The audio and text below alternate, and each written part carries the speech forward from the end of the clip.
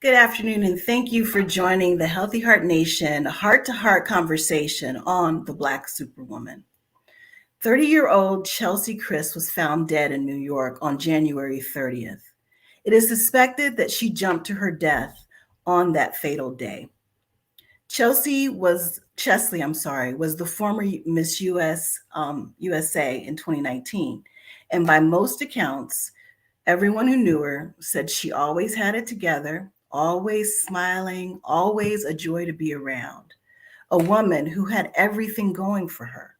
So, why this horrible outcome? So, our discussion today is going to be around, does society put unrealistic expectations on the Black woman?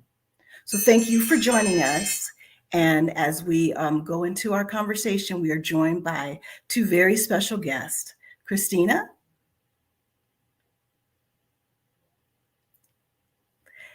Sanford is here to be a part of our discussion today. She is a Healthy Heart ambassador, and so I'm going to allow her to introduce herself at this time. Hi, everyone. I'm so excited to be a part of tonight's conversation. I am a sort of veteran psychotherapist.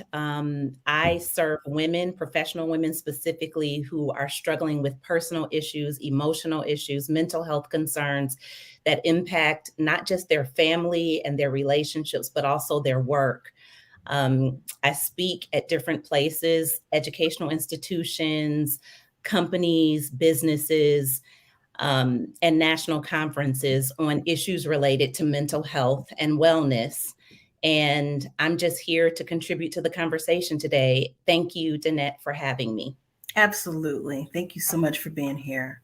And Dr. Ricardo White, can you introduce yourself at this time? Hello, everyone. Sincerest condolences to the Chris family. And yes, I'm a section chief of psychiatry at one of the here in San Bernardino.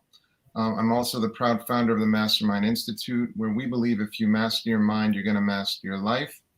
I am also founder of the Black Therapy Initiative, where it's my goal to put positive messages to uplift you as you go on in your struggle called this life. And of course, Danette is a very valued and treasured friend, she and her spouse. And so we are honored to participate in any kind of discussion that will provide any helpful insights and strategies that may help those who are struggling in this area. Absolutely. Thank you so much for that. So I think it is very important as we have this discussion around the Black woman that it involves both perspectives of male and females. So I do want to make sure that we take a note of that. That's very important because we can't solve these problems and we can't handle it on our own. And we need our community in order for us to be successful in this endeavor. So we're going to talk a little bit about what is the Black Superwoman syndrome. What is that? And Dr. Cheryl L. Woods Giscombe is a professor at the University of North Carolina, and she is credited with putting together these requirements in terms of what the Black Superwoman syndrome is. And there are 5 major behaviors demonstrated by Black women leaders. One of them is the obligation to manifest strength, obligation to suppress emotions, resistance to being vulnerable or dependent, determination to succeed despite significantly limited resources, and an obligation to help others. If you look at this list, right, on face value, you say, hey, what's wrong with these things? But that's why you guys are here. You're the professionals. So if you guys could just kind of elaborate on how these 5 things over time really wear on a woman's psyche. Maybe we could go one by one. Okay. And Queen, if you'd like to start with the first one. Sure. Obligation to manifest strength. Thank you, Dr. White. So that first one is so telling with the language that the doctor who coined this term Black Superwoman syndrome, she uses the term obligation. That is the key there in identifying where there is a challenge, where it doesn't serve the Black woman's well-being. Whenever we are in a place or a space where we're obligated to do anything, where we feel obligated to do something, there's always an internal conflict that goes on there. Right. And when we're talking about manifesting strength, the reality of our human existence is that we are vulnerable, is that we are fallible, is that we are frail in some ways. And so with the Black Superwoman syndrome, our obligation to manifest strength at any cost is what places an undue pressure on us as we're moving through our daily lives, our relationships, our work, to present something that really isn't authentic. Right. And so that, again, the obligation piece is huge. That is where the issue lies. And it does not resonate with our true sense of humanity. Absolutely. And Dr. White, with regards to, being vulnerable and determination to succeed. Oh, I mean, I was going to take a stab at obligation to manifest strength as Absolutely. well. First of all, the list doesn't make me feel good. If anything, there's this emotional tear just kind of streaking down my face, because it's like, how burdensome, and what a crushing weight to be under. So this obligation to manifest strength, it's really interesting how it's when you're weak that you're actually strong. It's when you have the courage to say, I need help. That's actually the first sign of strength. And so often it is when people are projecting this image of strength that they're often the most vulnerable. So imagine actually forcing a person to radiate this image, when those of us who, if we've tasted any measure of power, that it's really when you're weak that you're actually strong. It's when you can walk into a room and comfortably say, guys, speak to me like I'm a 5-year-old. What's going on? Right. It's not assuming that I know everything, especially when I don't. So very interesting.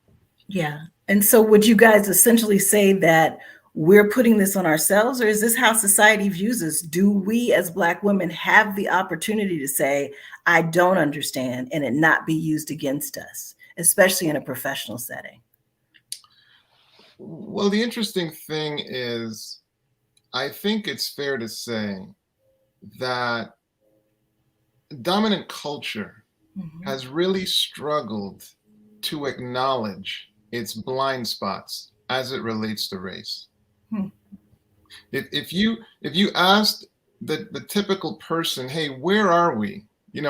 We heard pretty questionable statements like, after the election of Barack Obama, we are post-racial. Right. Society's post-racial. This was a marked, sentiment. You had those kinds of thoughts, and then you saw the subsequent, 4 years after his departure, and it didn't give us a lot of evidence that it's post-racial. And my point being, I think society has really struggled to acknowledge this is a blind spot. Right. It's a real challenge for us to acknowledge this is a blind spot. And the significance of that is, if we don't even acknowledge that it's a blind spot, then we then become at risk of putting these kinds of pressures on people without even realizing it. After all, it's a blind spot. Right. So you don't make it safe for that person to say to you, you know what, I'm really struggling in this area per se. There's dangerous corporate language like fit. What on earth does fit mean? I'm not sure that you're a fit. Right. Yeah. It's really interesting language. Yeah. And Christina, what do you think? Yeah, I want to drill down a little bit more beyond what Dr. White is saying and go to the historical context here. Yes, presently we have blind spots, but there's a reason why there are blind spots right now in our society when it comes to the Black woman. Historically, the needs of others were fulfilled through the Black woman. When we're looking at the transatlantic slave trade, when we're looking at the rural South in colonial times, all of those historical experiences of the Black woman and the perception of the Black woman and the treatment of the Black woman. She was invisible. She was there to meet everyone else's needs, nurse the children, clean the house, wash the clothes, till the land, make sure the soil is good and right, and make sure that, you know, everything on the plantation is taken care of. And you better not say not one word about your pain, because your pain does not exist. And so when we're looking at it presently, in terms of the blind spot that Dr. White was talking about, previously in historical times, that was intentional. That was deliberate, the deliberate erasure of the humanity of the Black woman. That was deliberate. And so as we move forward in time, as things change and the dominant culture is not talking about their desire to subvert the Black woman's power, her autonomy, her ability to make choices for herself. As they begin to silence their own sort of politically incorrect ideals, then it becomes a blind spot, because more recent generations are not privy to that ideology from history. And so it becomes a blind spot, because today's dominant culture says things like, I don't even understand why they're acting like that. Why do you think you need to carry the world on your shoulders? That doesn't make sense. No one told you to. Just let it go. And it's because they're not educated about their history in the context of truth. Yeah, and I was looking at like the fourth one, which is the determination to succeed despite limited resources, right? The alternate of that is to fail, right? Because we may not necessarily get the same support, but we need to be successful for the sake of ourselves and for the sake of our families and things of that nature. I mean, in terms of overcoming this one, how do you go around it? If you ask for resources, I guess that would be the answer, maybe. Well, it's interesting because in this one, our success has been our own undoing. We have been required to achieve feats of innovation. Second to none. We made chitlin a delicacy. The feats of innovation that we as a people have achieved in taking nothing and making it a delicacy. The very word that is the worst slur in the dictionary, you have seen comedians build careers on. Our capacity to take nothing, and make it world class. It's just absolutely amazing. And we've been required to do that. So it becomes our own undoing, so that it leaves us in a situation where now, despite we've not been given a lot of resources, it's very easy to look on oneself and feel like, well, there must be something wrong with me because I'm not succeeding, And the reality is, you have a right as a human to receive the resources that are necessary, that any other human would need to achieve this feat. You have a right to that. And unfortunately, there's no one telling you that. There's no one telling you that, unfortunately. So that's incredibly tragic. And so the answer is to ask for it, ask for more resources. But before you do that, I would encourage the exercise, looking into a mirror and rehearsing to yourself with power and conviction, I have value. I have value. And hypnotizing yourself into that belief and that understanding, I have value. And as you infuse confidence and belief in yourself, you can then go to who you may need to and speak with the quiet power of understanding. Look, I'm here to deliver value to you, and these are the resources that will I be need. required. Absolutely. That will be required. Absolutely. Absolutely. Christine, it looks like you wanted to add something to that. Yeah, I think it is important that we tell ourselves that we have value, or to verbalize that to ourselves, but that's not where our inherent sense of value is going to come from. Speaking it helps, but I think when we begin to do things that are outside of what we're normally accustomed to doing that speak to our value, that's what helps us to be able to see, okay, when I ask for resources, when I say I can't do this project without us hiring 2 or 3 other people on the team, I can't deliver this alone. It's in us recognizing and communicating our limitations. Right. Because the issue with the Black Superwoman syndrome is that we are operating as though we have no limitations. Right. Hence, Okay. superwoman. We are superhuman. But when we come back down into the truth of who we are, into our own humanity, and we say, yes, I'm in corporate America. Yes, a lot is expected of me as a Black woman. And the reality is I must overperform in order to be seen as adequate, merely adequate. Yes. Those things can all be true. And it can also be true that if I'm given assignments or asked to do things, that I'm being asked to do them because I'm perceived as superhuman, then that's where the sense of sort of the idea needs to be shifted. That narrative of super needs to be shifted to natural. I am a woman. I'm a natural person. I am human. And so we ask for those things despite what's happening around us. Well, I know, like for me, when we were growing up, right, our parents would tell us, constantly, you have to be better than everyone else, right? Like that was just, drilled into us. You have to be 2 times better. You have to be 3 times better. And then on the other side, we also kind of grew up in the era where, it was believed, oh, you're here just because you're Black, right?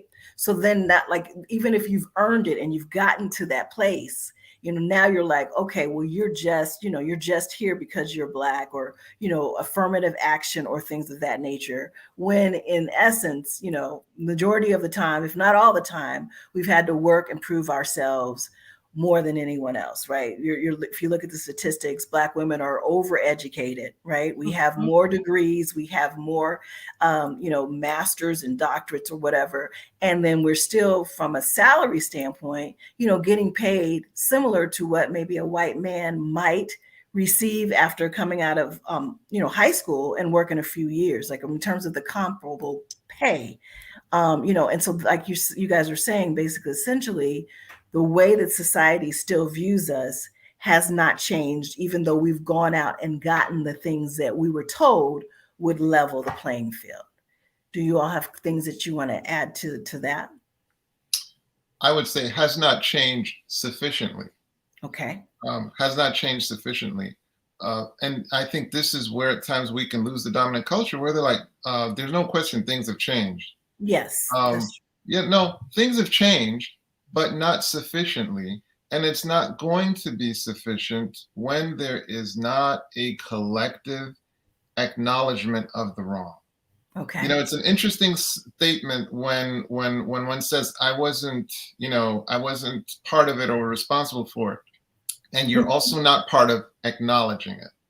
You're also not part of apologizing for it or issuing an apology. It's interesting. I was reading the Wall Street Journal, and there's an article in which apparently the families that suffered a recent atrocity, of some sort. I guess it was a mass shooting. I guess the Air Force is responsible for giving them upwards of like $200+ million because it was seen that they were somehow negligent in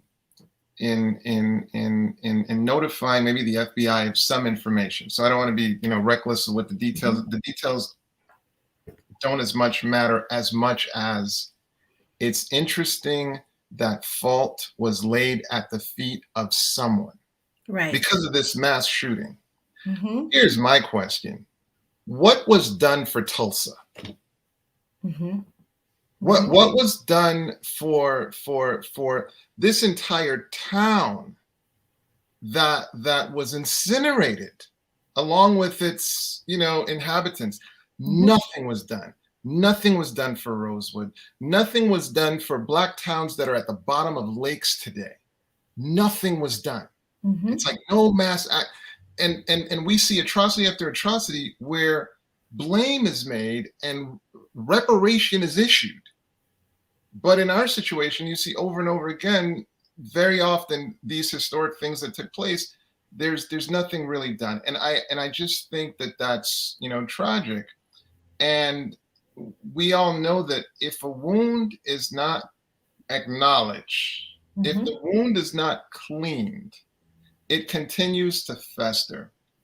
And in this situation, it's not just Blacks that are hurt by this. It's Right. not just Blacks. Society as a whole. Mm-hmm. Well, here's how it gets hurt. Like Mm-hmm. if you do not condition yourself to be just, it doesn't just isolate to your interaction with, let's say, the Black issue. Mm-hmm. Martin Luther King said, injustice anywhere is a threat to justice everywhere. Mm-hmm. So what you're doing is you're inculcating a process in which you're going to be warped and limited in rendering justice. Mm-hmm. Period. And that's the reason why you want to fix your justice system, because at some point you're going to be the benefactor of that unjust system at some point. Christina, did you want to add something to that? I just want to go back to the Black Superwoman syndrome and go into some of the points here regarding suppressing emotions, right, feeling an obligation to help others. Those are some really key pieces that we need to address as Black women because of our history and not just our extensive history, but our more immediate history, our families of origin, the way that we are reared in our family systems has a lot to do with why we have a tendency to suppress or repress our emotions in a way that allows everyone else to feel okay, yet we're feeling miserable. Right. And we think that's normal. We think that's normal. Oh, don't say anything. Oh, I know it was wrong, but just smile. It's fine. Right. It's fine. Right.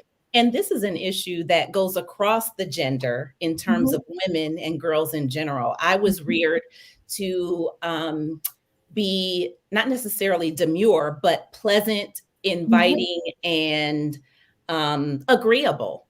Right. And when I didn't agree, it was deemed as something that was unladylike or somehow don't not agree, always agree, just agree. Right. And so make it easier for everyone else. Absolutely. Yes. That was our job, to ensure that everyone else is comfortable. And when we do that, when we look at some of the statistics about heart health in women and how Black women, I don't know exactly what the statistic is, but I believe that we are number one. Heart disease is the number one killer in Black women. That's not just because somehow magically Black women have pervasive cardiac problems. It's because of stress. And there's stress that's brought on by this suppression of emotion, by the obligation to manifest strength, by our resistance to be vulnerable or dependent.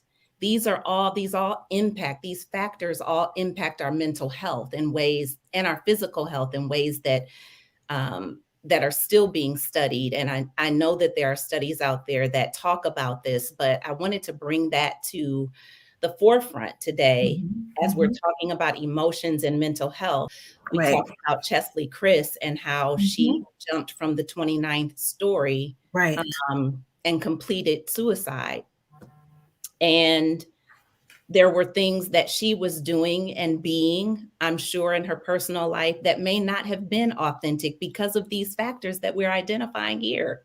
Needing to be Absolutely. pleasant and beautiful and smart and all Hmm. of these things, but no one is asking us, well, how do you feel? Yes. Well, what do you need? Hmm. Well, what isn't making you happy? What Well, is it in your life that needs to be changed?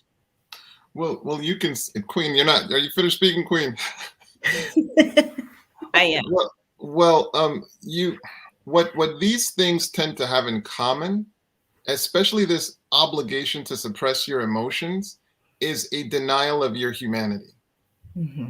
These things are denying your ability to be human. I'm not prepared to comment on Miss Kristen. I don't know the Hmm. details of her story. Right. Uh, but when I take a look at the obligation to suppress emotions, um, I am inherently denying your right to be human, Right. and that's absolutely devastating. I I'm I have to bring to mind um, what's her name, Isabel Wilkerson's cast, "The Origins of Our Discontent," and she did such a wonderful job of explaining the reason for ongoing racism. And in her book, I mean, it's a definite, must read. But Hmm. one of the things I walked away from it is the caste system, and there being, someone at the societal top and someone at the societal bottom. I could see what is a subconscious desire for the caste system, because if I'm not at the bottom, then there is an incentive to preserve its existence. As long as I don't have to be at the bottom, that means there's something that will prop me up. And Hmm. so, but that's critical in terms of what you house that person in who's at the bottom, like some of the things that we're talking about. That's the problem with, not seeing that we're all human.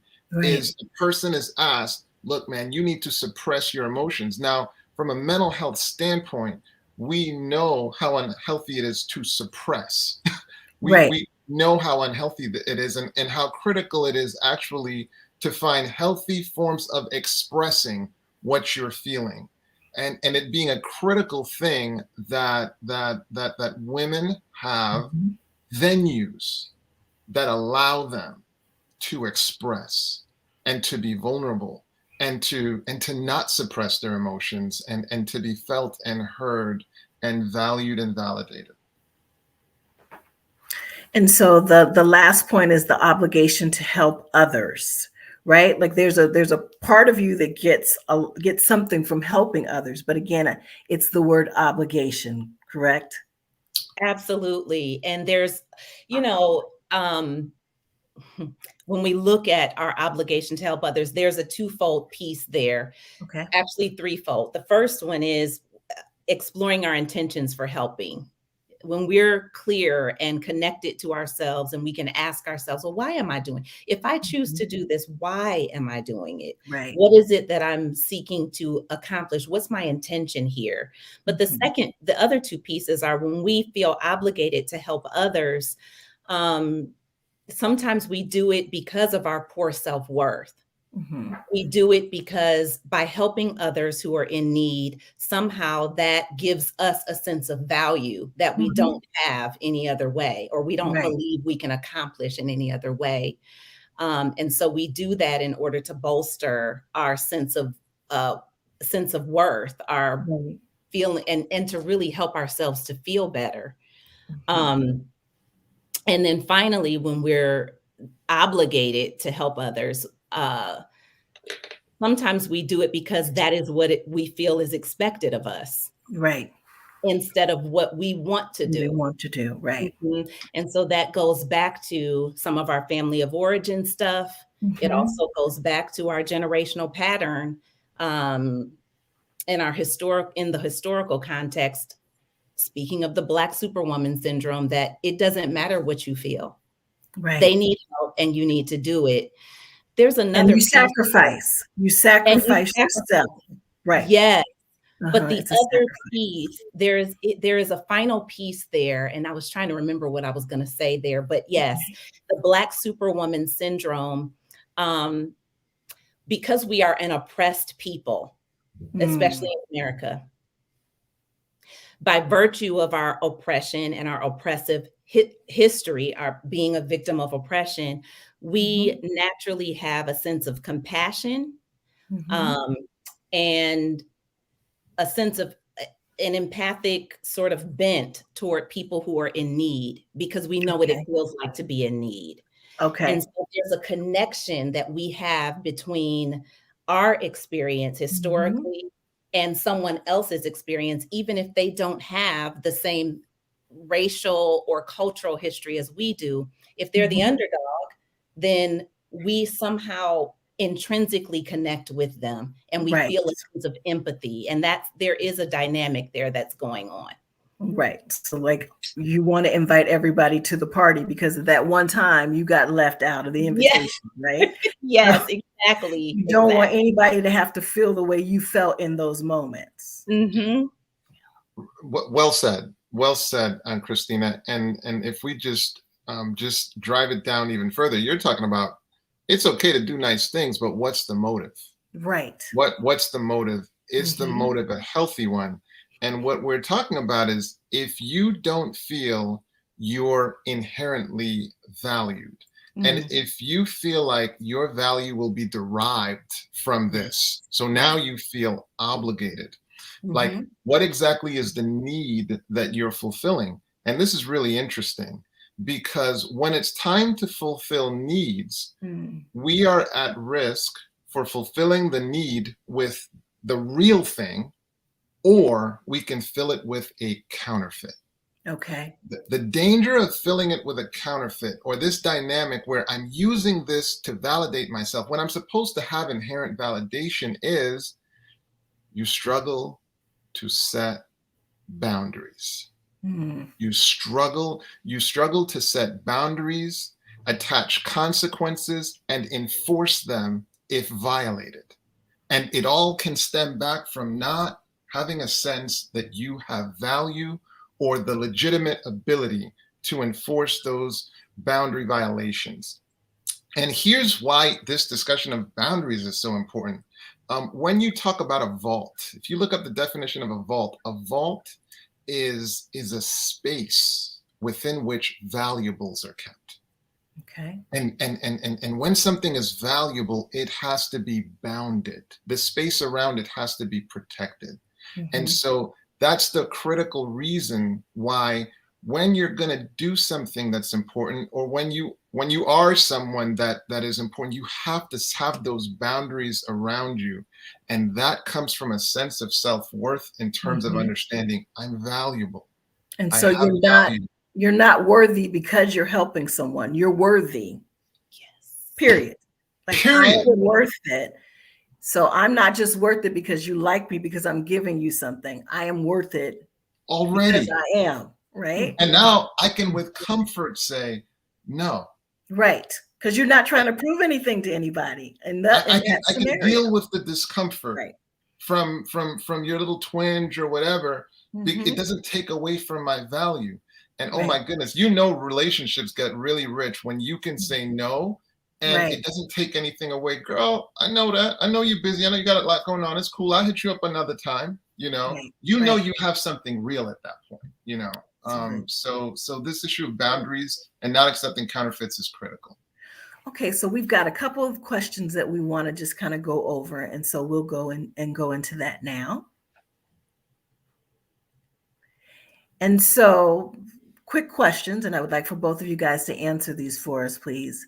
How does being strong weigh on our mental health? And Christina, we'll start with you. Sure. I think we have discussed this today earlier in our conversation. There's nothing wrong with being strong. I think it's the meaning that we attach to the word strong that really impacts how we show up in the world for ourselves and for others. If strong to us means that we are impermeable, Mm. In, you know, we cannot be, we're infallible. We are, you know, unshakable and all of those things, then that's how we're going to respond in our Mhm. relationships. And that's how we're going to show up in the world, which again, when we do those things, presenting ourselves as infallible and never uncertain and never vulnerable, then we're of course suppressing our emotions because that's impossible for us to be human and never feel those things. If Right. that is the meaning we attach to the word strong, then we're in Mhm. trouble. Okay. How does it weigh on our mental health? It creates situations where we are developing depressive symptoms, Mhm. anxiety, because when we're not in control or when we're not presenting this picture of what we want other people to see, then our Mhm. anxiety levels go up. And if we don't have the coping skills to deal with that, there are things that we're going to do that are unhealthy, that hurt ourselves and hurt Mhm. others, whether Okay. that's substance use, um, codependent behaviors with other people. As Dr. White so eloquently stated, a failure to establish and maintain healthy boundaries with others. Those are all ways that our perception of our strength can impact our mental health. We have to get straight and get clear first about what strength actually means. Absolutely. And Dr. White, for you, and the slide kind of got obstructed a little bit, but why is being vulnerable viewed as weakness? Well, it goes back to what Christina just shared in terms Mhm. of a lot of warped understandings that we have of Right. strength. You Right. know, we think strength is yelling and domineering and taking up a lot of space, Mhm. and so often it's kind of the reverse of that. Strength, at the end of the day, comes from clarity. Right. Clarity. Strength is often demonstrated in the face of humility and self-assuredness that I don't have anything to prove. So being vulnerable becomes it's such of a mark of a person who's comfortable in their skin. You Right. know, hey, does this match? Or you walk in, hey guys, get me up to speed. I have no idea what's going on right now. Right. You know, Right. and you demonstrate your worth when you add value because you Mhm. got oriented, correctly, but you were comfortable acknowledging I'm disoriented right now. So help me get oriented. Right. That's vulnerability. Yes. And my goal is not to ignore the unfair position that a person is placed in as so much bias is showered upon them Mm. so that they literally feel unsafe to acknowledge what any other human would be able to, but they've been forced into this inhuman space of perfection.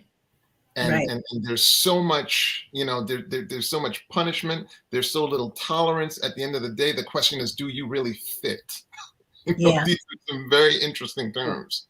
Right. So I can't fault that person for not wanting to be vulnerable in a space that's clearly declared itself as unsafe for vulnerability. Absolutely. And I think that is a very critical point, right? Because you can't be vulnerable in every situation. But I think the challenge is that as a Black woman, if you feel like you can never be vulnerable in any situation, then that's where we're doing ourselves the greatest disservice. Absolutely. Well, it becomes a situation where don't stop building your support. Mm. Don't wait for don't wait for equality to build your support system, whether it's Mhm. mental health support, whether it's mentoring, whether it's, family. Take it seriously. The need to build what will sustain you Right. through your war zone. It is a war zone. It is a war zone. Yeah. So, Christina, for you, and just maybe you can speak to this personally, like, why can't we ask for help? Oh, it's a lot of different reasons. I could go many different places with that question.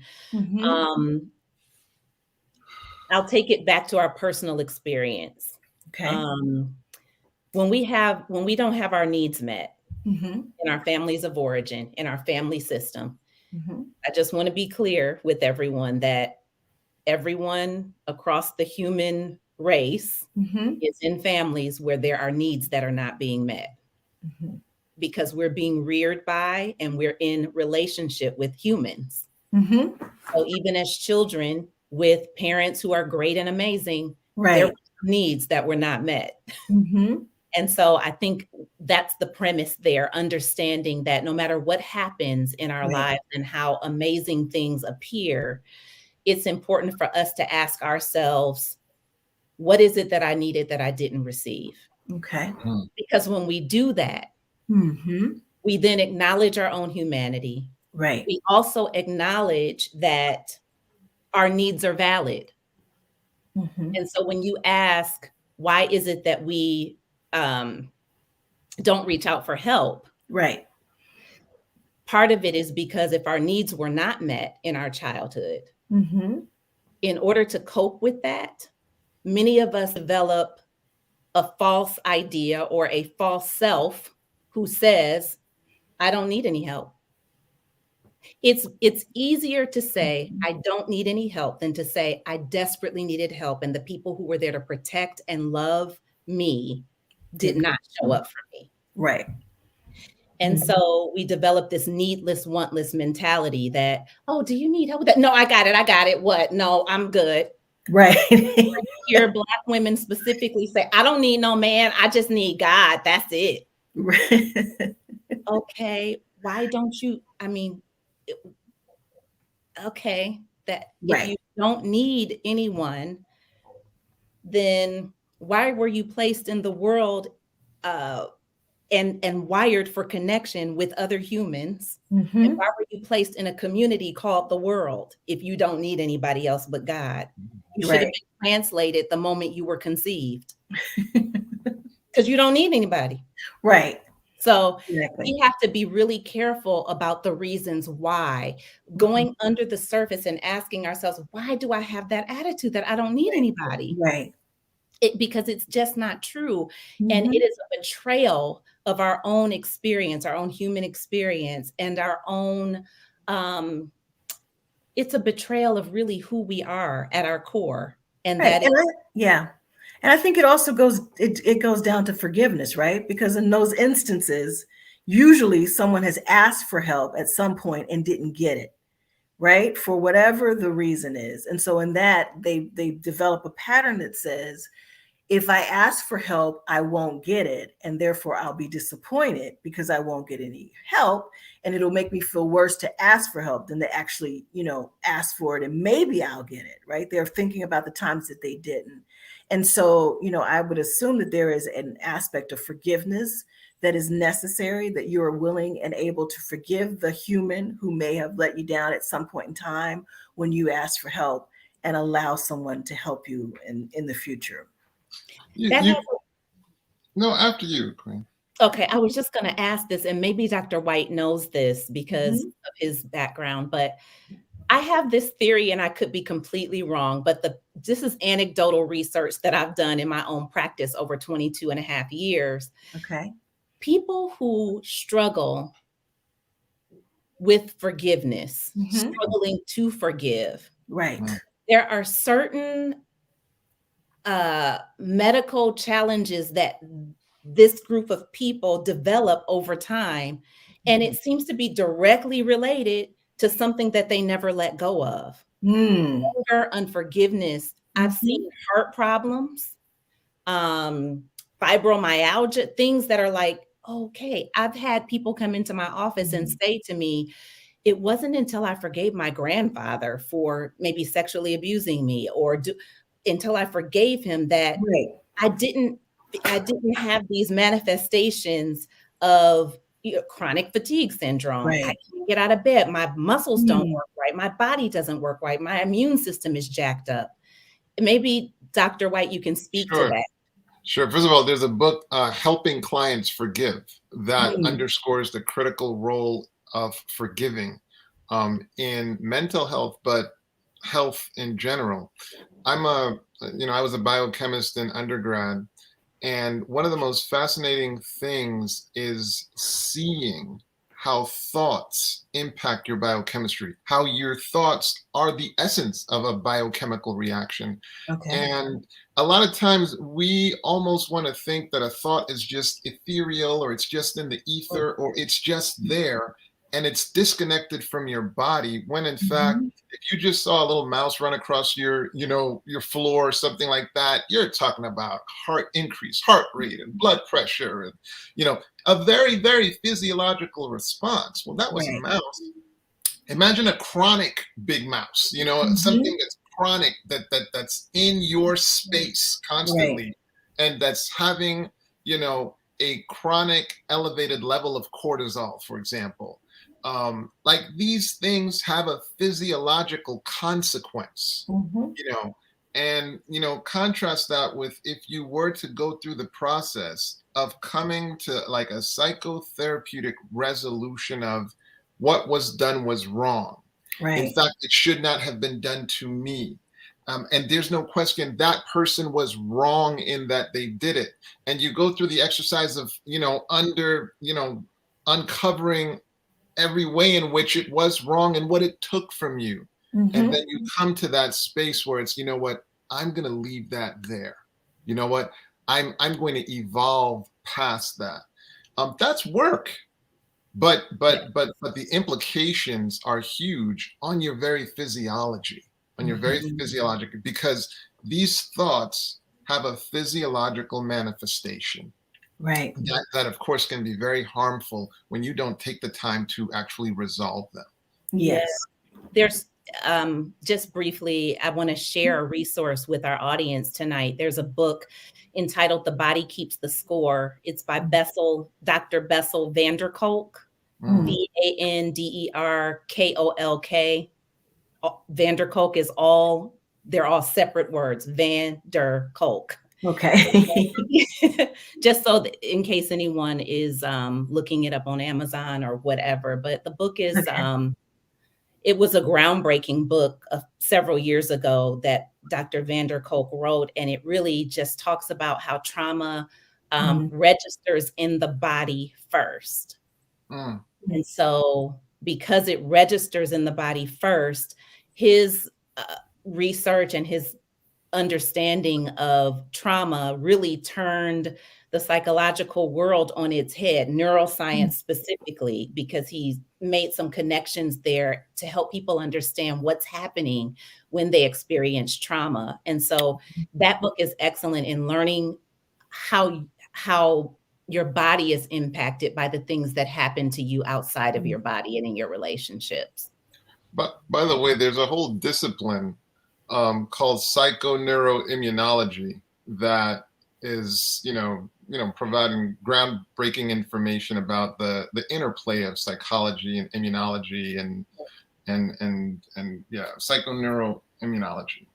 Mm-hmm. Yeah. Anyway, of the endocrine plus. Anyway, it's a long discussion, but the bottom. Mm-hmm. Go ahead. Go ahead. No, please. Thank you for that. Sorry. Thank you for that, because that sort of answers my question from earlier, how Mhm. I'm seeing these patients and they're like, yeah, my fibromyalgia really isn't, but they've been working with me for maybe a year or so and working through releasing a lot Mm. of the unforgiveness, a lot of the anger, a lot of the Yes. just being stuck in that space and not being able to Mhm. move forward, that their physical symptoms, the immunology, that piece is some of that, those issues are being resolved. So Absolutely. Absolutely. Okay, so for the last 10 minutes or so, I want you guys both to just talk about what should we do when we feel we are reaching our breaking point. You want to go first, Queen? sure. Okay, you want me to do our takeaway tips today or just Not answer that? yet, not yet, not yet. We want to talk about, if Sure. people are reaching their breaking point, what's your advice for that? Yeah, I think the biggest piece is being connected to your body, Okay. understanding what's going on in your body, because you won't know that you're at your breaking point unless you're in tune with, connected with your body and asking yourself, what is it that I'm feeling in my body? Mm. Because your body registers emotional pain first, trauma first. It registers there. When you're very much connected to that, then if you're getting to the breaking point or approaching the breaking point, then you'll be aware of it. Okay. Many women, we're trained to just keep going. Push through it. Uh-huh. Okay. And that's where we find women being admitted to behavioral health care hospitals, admitted to residential locked facilities, or, you know, relatively long-term facilities, 45-day facilities, because they got to a place where they completely broke down. And when they come in, they'll say, I had no warning. Right. There was I don't know what happened. One day I just snapped. I didn't realize it was so bad. Right. And when we go back and explore that with them, then they're able to track and trace based on what was happening in their body, what was happening in their relationships, what was happening at work, different places, that there's then that reconnection to self. So what do we do if we're reaching our breaking point? In order to avoid reaching your breaking point, you want to be aware of what's going on. But if you have reached your breaking point and you have passed that threshold of crisis, you've crossed over the threshold into crisis, then you're to seek help. That means not just call a therapist, because for you, breaking point could mean anything. For Chesley Chris, her breaking point was the day that she planned what she would do on that day when she went from the 69th floor to the 29th floor. That likely was not something that happened spontaneously. One of the things, and I think, Danette, you and I have talked about this in the past, one of the things about suicide, people who are completing suicide, one of the pieces of that, and I've been learning a lot more about it because there's a lot more research about it now. There was a doctor, and I'll have to find his name, but I was at a medical conference and they were talking about suicide. And the doctor was saying he specifically studies suicide. And he was saying so many people believe that suicide is directly related to depression. When you ask any person in the world, well, why do people commit suicide? Because they're depressed. But it's not depression. The reason why people complete is because of a pervasive sense of hopelessness that they cannot surpass. It is not depression. In fact, many people who have serious or severe depression do not have the motivation to complete a plan or to complete the suicide. They can't even get out of bed. So when people talk about suicide, it's important that we're educating the public about what it really is, what it means, what leads a person down that path. And while it's different for everyone, foundationally, the issue is chronic and pervasive hopelessness, not depression. Can I chime in there? So I think what you're saying is not only depression. That can be connected to, not only, because of course there's some depressed people. So with suicide, we're talking about 47 to 48,000 Americans who complete suicide annually. Do you know that it's roughly about 1.4 million attempts, as far as suicide? The other thing that I think you're speaking to is roughly about 54% of suiciders do not have a known psychiatric diagnosis. So again, kind of speaking to what you're saying, and then there being two elements when you see acute suicide, one of them being hopelessness, and then the other being desperation. Desperation. Like when you bring those two things together, a lot of times you'll see that that's when people become actively suicidal. So I hope you caught Christina's advice in terms of self-awareness. So often when when a patient's in front of me, just like you were saying, and they start to catch all of the pressure they were under, spiritually, and from a relationship standpoint, and from the obligations of work, and maybe having a physical malady on top of that, when all of those things come together, the overwhelming is so clear that this is not a sign of weakness that you succumbed. Like, look how much it took, so you don't have to feel like you were weak. It's amazing you withstood this for this long. And so the key is that you're becoming aware that, look at all this stuff that's on me. Queens, this is not a sign of weakness. Yes, you are strong, but let me let you know, everyone has a melting point. In fact, it's one of the ways that in biochemistry we would identify a compound, because everything has a melting point. So don't wait for yours. Right. Keep yourself in that space of health by giving serious priority to having your support systems, with the full understanding that you can be in some very toxic settings because of the blind spots that are around these issues that we're talking about. Absolutely. And let's move really quickly through your tips, Christina. Sure. So just some takeaways from today in terms of how we can take off the cape. Today's conversation was about the Black Superwoman syndrome, and we've been wearing our cape for centuries now. And so as we move into the actual takeaway tips, I just want to share with you guys that it's so important that, number one, we stay in tune with our feelings, and that we show ourselves compassion. One of the things that's important as we're working on developing a great sense of well-being is that we show ourselves compassion. And what does showing ourselves compassion do for us? It releases our guilt. It releases our shame. It gives us an opportunity to see ourselves as human and to not judge ourselves. And then secondly,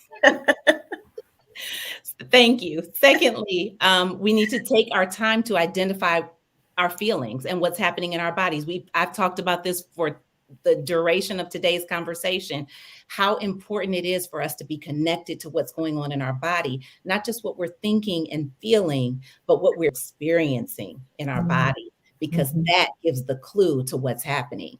Why is it that I'm feeling flushed every time somebody says these words to me? Well, where did that come from? Now let's explore that. Now, how can I deal with it moving forward? Talking about your personal struggle with safe people. That's a whole other conversation about how to identify safe people. But the reason why we talk about our struggles with safe people is not because they have the answers, because we're not looking to someone else for the answers, because the answers are inside of us. But the reason why we share our struggle with safe people is so that we can reduce our shame and develop shame resilience. Dr. Brené Brown established the shame resilience model.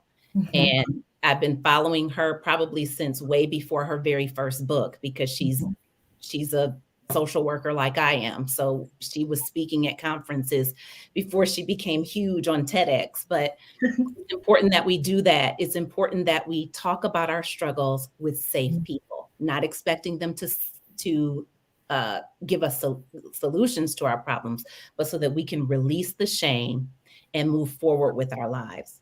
Absolutely. And then reaching out for help, find a therapist, a coach. If you're in a 12-step or recovery program, get yourself a sponsor, a mentor. Find supportive places to place yourself in so that you can create and nurture an environment that serves your well-being. There are enough hostile environments in our lives now, whether it be work or out in the communities where we live, or even in our own households. There may be challenges there. But if we can develop and create an environment for ourselves that serves us, then we can certainly take off the cape that we've been wearing for way too long. And then finally,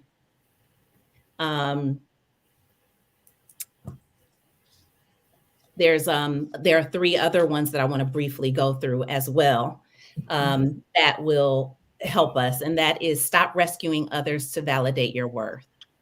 Start asking yourselves the question, why am I helping this person? Why do I feel a need to rescue this person? Why am I feeling anxious as this person is telling me about their problem? Mhm. And then I don't feel as anxious when I rescue them. That's something to think about. Why did my anxiety go down because I rescued them? And why is it going up as I'm listening to what they're going through? Give yourself time to decide if yes is the right answer for you. Mhm. Yes is not always the right answer. And you don't deserve anybody an immediate answer at any point. Right. It's an emergency, right? So just remember that. Give yourself the time. You are not obligated to meet everyone's expectations when they want them met or when you perceive they need them met. Absolutely. And Dr. And then White, I'm sorry. okay. Oh no, Queen. I think those last three were better than the other ones. I'm so glad you did them. So that was fire. Yes. You can go to so for my suggestions, you can go to blacktherapy.com. Okay, blacktherapy.com, where I have a Killing Suicide ebook. And what I outline in the ebook is 7 vital areas of your life. I just really want to champion what Christina is saying about self-awareness. And so in those 7 vital areas, I have a discussion so that you can begin empowering yourself with creating value in those 7 areas. But our goal is that you don't get to the point of overwhelm. Absolutely. That's the whole point. So it's putting systems in place so you don't get there, you know? Yes. And obviously I echo her sentiments in terms of when in doubt, get yourself help, get yourself some help. Good news. So I run a psychiatric service, and we don't keep you in the hospital as long as people think. Back in the day, you'd go to a psychiatric hospital and they would build a cottage for you. You were going to be there for a year, you know? Gone are the days. You know, I'll look at the patient and be like, how long am I going to be here, doctor? I was like, well, we're building a cottage for you right outside, you know? And it's like, no, that doesn't happen anymore. This is a matter of days, and then they get you to the outpatient setting where the care actually continues. Right. But so get the help you need is what I'm saying. Get that help that you need. Don't be afraid to get that help. And I want you to just, you know, echo to yourself, I have value. I have value. It's so critical that you do that. So again, it's blacktherapy.com. Download your free ebook. Fantastic. Thank you so much. And so as we are looking to close, if you want more, we're going to continue the conversation on Clubhouse, and on Clubhouse at 5:30, or if you're in Pacific Standard Time, and that'll be, I guess, 8:30 Eastern. And so the name of the room is the High Performance Woman, and the topic is the high cost of being a Black Superwoman. And then in addition to that, next month we will cover you know, our second heart-to-heart conversation will be the high cost of being a Black Superman. So we thank you so much for joining us this evening, and we look forward to being there to support you. As always, if you know you or someone you know is in crisis, please call the National Suicide Prevention Lifeline, and their information is listed here. You can follow us on Healthy Heart Nation, LinkedIn, Facebook, and Instagram. Thank you so much for your time. Enjoy the rest of your evening.